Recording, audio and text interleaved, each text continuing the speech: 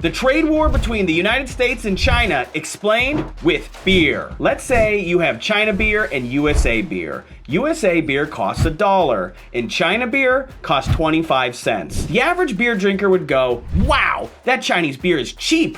I'll take 12. Pretty soon, most customers are drinking China beer, so USA beer has to close down its brewery and lay off thousands of workers. The free market beer drinker would say it's USA beer's fault for the factory closing. If they would have made better beer, the factory would have stayed open. However, that $1 USA beer charged had to cover a lot of expenses. USA beer paid their workers $20 an hour with benefits. They use high quality, regulated ingredients. They had to use environmentally friendly brewing equipment, and they had to pay a high interest rate to the bank for the money they borrowed to buy the equipment. And on top of that, they had to pay for taxes and a brewing license. By the time all their expenses are paid for, USA Beer is only profiting 10 cents per beer they sell. However, China Beer gets to play by very different rules. China Beer's brewers work for 12 hours a day, 6 days a week, and they have to sleep in the factory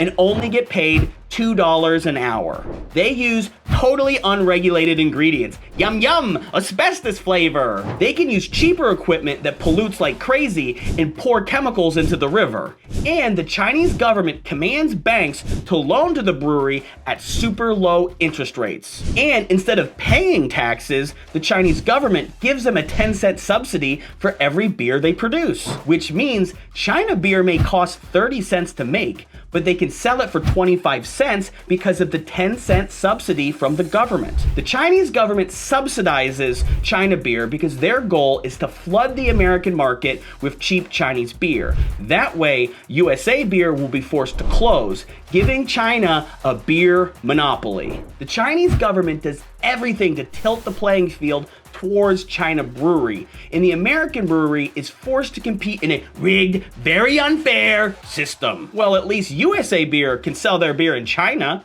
Nope. The Chinese government blocks USA beer from selling in China unless they brew their beer in China, team up with a local Chinese brewery, hand over their secret recipe to the Chinese brewery, and all their equipment designs to China. So how can USA beer compete?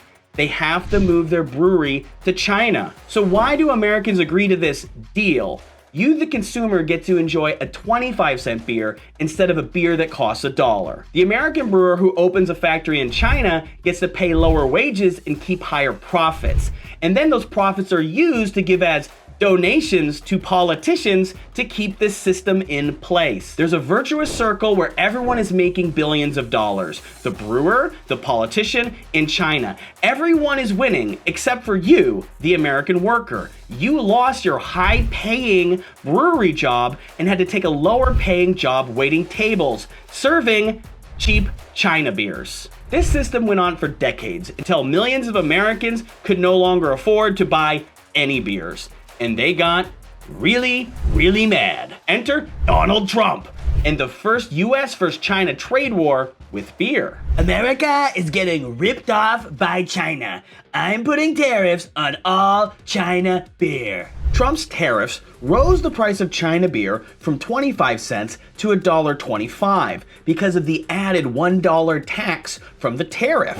Now that the price of the Chinese beer is $1.25, they start switching back to the cheaper American beer. There's so much more demand for USA beer, they have to start opening breweries and hiring more employees. And everyone is happy, except for all the people who drink China beer. Now, they can't get any 25-cent beers. The cheapest beer costs $1. And also, China is big mad. China wants revenge, so they put a $2 tariff on all USA beer sold in China. Trump is furious at China, so he raises the tariff to $10 for every China beer, and he tells the companies, "You better come back to America or else." This makes China even angrier, so they raise a tariff on USA beer, which makes Trump even more enraged, so he raises a tariff on China beer, and it goes back and forth until neither side can take it anymore, and they make a tremendous, amazing deal.